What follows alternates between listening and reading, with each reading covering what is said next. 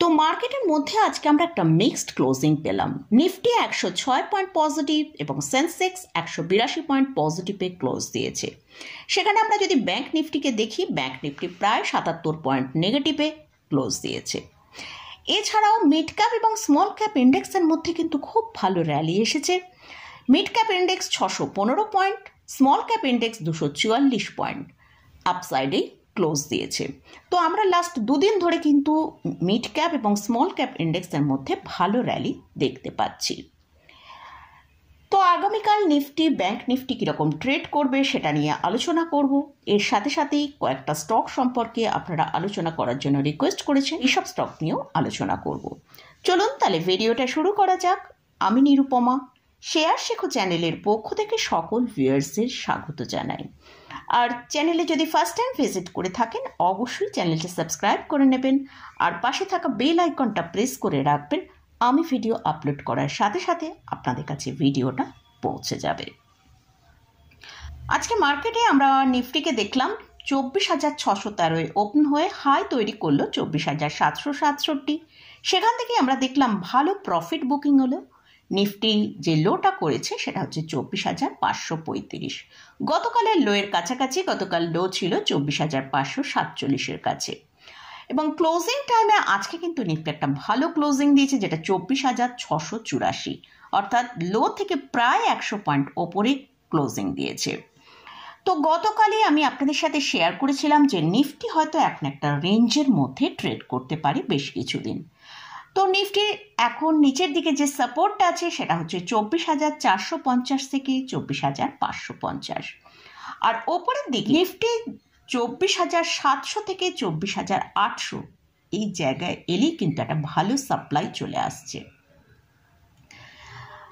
তো আগামীকাল নিফটিকে আমরা যদি নিচের দিকে 24,500 থেকে 24,550 কাছে পাই তাহলে সেটা একটা ভালো বাই অপরচুনিটি হতে পারে। ওপরের দিকে 24,700 থেকে 24,750 এখানটায় কিন্তু একটা সাপ্লাই আসতে পারে।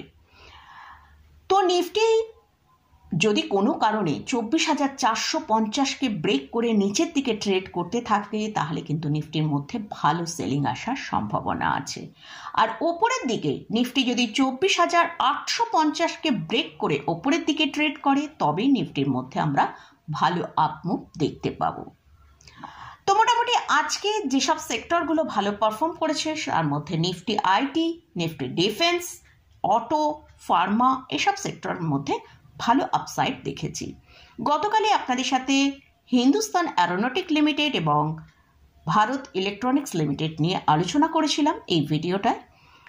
তো যদি ভিডিওটা মিস করে থাকেন একবার দেখে নিতে পারেন। তো আজকে এই স্টকগুলো কিন্তু খুব ভালো পারফর্ম করেছে, যেটা হিন্দুস্তান অ্যারোনটিকে আমরা দেখলাম 3.68% আপমুভ দেখিয়েছে, আর ভারত ইলেকট্রনিক্স তার যে আপসাইডে 340 যে হাই ছিল 52 উইক হাই ব্রেকআউট দিয়ে একটা ভালো মুভ করেছে।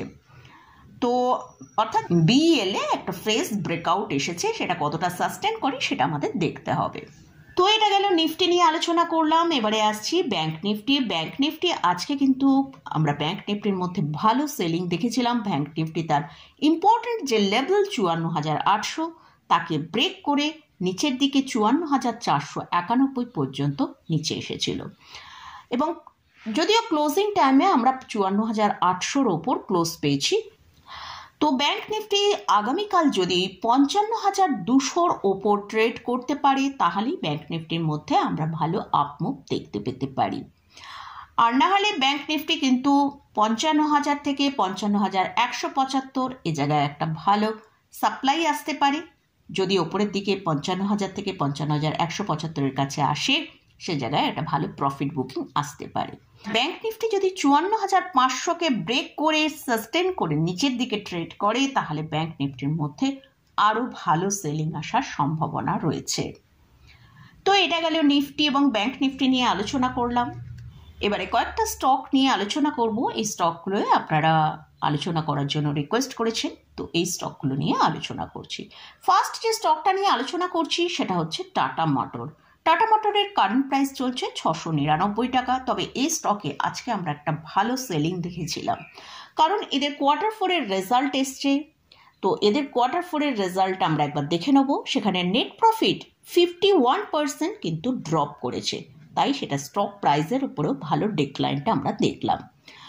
তো মার্চ 2024-এ নেট প্রফিট হয়েছিল 17,528 করোড়, আর মার্চ 2025-এ সেই নেট প্রফিট এসছে 8,556 করোড়। অর্থাৎ ইয়ার অন ইয়ার বেসিসে কিন্তু নেট প্রফিট অনেকটা কমে গেছে। তো তার জন্যই কিন্তু আজকে আমরা এতটা স্টকটার ভেতর সেলিং দেখলাম। তো যাই হোক, স্টকের কারেন্ট প্রাইস 699 টাকার কাছে ট্রেড করছে। তবে স্টকের জন্য যেটা স্ট্রং সাপোর্ট রয়েছে সেটা 670 টাকা। যদি এই 670কে ব্রেক করে নিচের দিকে ট্রেড করে, তাহলে ইমিডিয়েট আমরা নিচের দিকে 630 টাকা পর্যন্ত স্টকটাকে চলে আসতে দেখতে পারি। আর যদি স্টকটা ওপরের দিকে 730 টাকার ওপর ট্রেড করতে পারে, তাহলে আমরা স্টকের মধ্যে একটা ভালো আপসাইড দেখতে পারি। সেটা হচ্ছে ইমিডিয়েট 780 থেকে 800 টাকা পর্যন্ত একটা ভালো মুভ আসতে পারে। এই স্টকটা কিন্তু লং টার্ম পোর্টফোলিওয়ে যদি থাকে, অবশ্যই আপনারা হোল্ড করে রাখতে পারেন। এই স্টকের জন্য একটা ভালো নিউজ রয়েছে, যেটা আমরা দেখেছি রিসেন্ট আমাদের ইন্ডিয়ার সাথে ইউকের ফ্রি ট্রেড ড্রিল সাইন হয়েছে। তো এই যে ড্রিলটা সাইন হয়েছে, এতে কিন্তু অটো সেক্টরের খুব ভালো বেনিফিট হবে। কারণ ইন্ডিয়া থেকে যেসব প্রোডাক্ট ইউকেতে যাবে, সেই সব প্রোডাক্টের ওপর যে ইম্পোর্ট ডিউটি, তার মধ্যে থেকে 99% প্রোডাক্টের কোনো ইম্পোর্ট ডিউটি লাগছে না। তো তার জন্য কিন্তু অটো সেক্টরের একটা ভালো বেনিফিট হতে পারে। আর টাটা মোটর সেক্ষেত্রে আমরা জানি যে বাইরের এই ফ্রি ট্রেড ড্রিলের পরিপ্রেক্ষিতে কিন্তু আগামী দিনে টাটা মোটরের একটা আলাদা ভালো বেনিফিট হতে চলেছে। আর এছাড়াও এই কোম্পানির ফান্ডামেন্টাল খুবই স্ট্রং। এটা 3 লক্ষ করোড়ের ওপর এদের মার্কেট ক্যাপিটালাইজেশন, কারেন্ট পিও অনেকটা নিচের দিকেই আছে। আমরা অলরেডি স্টকটাকে তার হায়ার লেভেল থেকে প্রায় 57%-এর মতন একটা ডিক্লাইনে দেখছি। স্টকটা এখন অনেকটা নিচের দিকে প্রাইসেই কিন্তু ট্রেড করছে। তো যাই হোক, যদি পোর্টফোলিও থাকে অবশ্যই হোল্ড করে রাখতে পারেন। আর নতুন করে বাই করতে চাইলে, যদি কোনো কারণে স্টকটা আরও বেশ কিছুটা ডিপ হয়, 600 টাকার কাছাকাছি আসে, সেখানে কিন্তু একটা ভালো বাই অপরচুনিটি হতে পারে লং টার্মের জন্য। নেক্সট যে স্টকটা নিয়ে আলোচনা করছি সেটা হচ্ছে আইডিয়া ফোর্স টেকনোলজি লিমিটেড। স্টকের কারেন্ট প্রাইস চলছে 538 টাকার কাছাকাছি। তো আমার ভিউয়ার্স জানতে চেয়েছেন এই স্টকের, এই কোম্পানির ফিউচার কীরকম এবং এটা লং টার্মের জন্য এই কোম্পানিতে ইনভেস্টমেন্ট করে রাখা যেতে পারে কিনা। দেখুন, এই কোম্পানি আনম্যানড এয়ারক্রাফট সিস্টেম তৈরি করে। যেহেতু এটা একটা ড্রোন সেক্টরের মধ্যে বিলং করছে, তাই কিন্তু আমরা স্টকের মধ্যে লাস্ট 1 মাসে 47% র্যালি দেখেছি। কিন্তু আমরা যদি স্টকের চার্টের দিকে একবার ফোকাস করি, সেখানে আমরা দেখতে পাচ্ছি স্টকটা মার্কেটে যখনই লিস্ট হয়েছে তারপর থেকেই স্টকটা কিন্তু একটা ডাউন ট্রেন্ডের মধ্যে চলছে। তার সর্বোচ্চ হাই যেটা হয়েছিল, সেখান থেকে প্রায় 75% নিচে ট্রেড করছে। রিসেন্ট আমরা একটা স্টকের মধ্যে র্যালি দেখেছি লাস্ট 1 মাসে। এছাড়াও কোম্পানির ফান্ডামেন্টাল যদি দেখি, সেখানে আরওই দেখছি -9.81%-এ ট্রেড করছে। আরওসি হচ্ছে -9.36%-এ ট্রেড করছে। এছাড়াও আমরা যদি কোম্পানির কোয়ার্টারলি রেজাল্ট এসে গেছে সেদিকে ফোকাস করি, সেখানে দেখতে পাচ্ছি মার্চ 2024-এ সেলস হয়েছিল 102 করোড়, সেটাই আবার মার্চ 2025-এ সেলস দেখছি 20 করোড়। অর্থাৎ সেলসের মধ্যে 80% ডিক্লাইন হয়েছে। এছাড়াও যদি নেট প্রফিটের দিকে ফোকাস করি, সেখানেও দেখতে পাচ্ছি পরপর 3টে কোয়ার্টার লসে রান করছে। এরকম একটা আনস্টেবল কোম্পানিতে আমার মনে হয় না লং টার্মের জন্য ইনভেস্টমেন্ট করে রাখা যেতে পারে। শর্ট টার্মে এইসব স্টকে ট্রেডিং হয়তো করা যেতে পারে, কিন্তু ইনভেস্টমেন্টের জন্য এর থেকেও আরও অনেক ভালো ভালো অপরচুনিটি রয়েছে। লাস্ট যে স্টকটা নিয়ে আলোচনা করছি সেটা হচ্ছে JNK ইন্ডিয়া। স্টকের কারেন্ট প্রাইস চলছে 377 টাকা। আজ স্টকটা প্রায় 1.8% একটা আপসাইড মুভ দেখিয়েছে। এটা একটা স্মল ক্যাপ ক্যাটাগরি স্টক। এদের মার্কেট ক্যাপিটালাইজেশন 2100 করোড়ের মতন। আর স্টকটা মার্কেটে লিস্ট হয়েছিল এপ্রিল 2024-এ। তো স্টকটা যে সর্বোচ্চ হাই তৈরি করেছিল 883 টাকা, সেখান থেকে স্টকটা প্রায় 67% ডিক্লাইনে এখন ট্রেড করছে।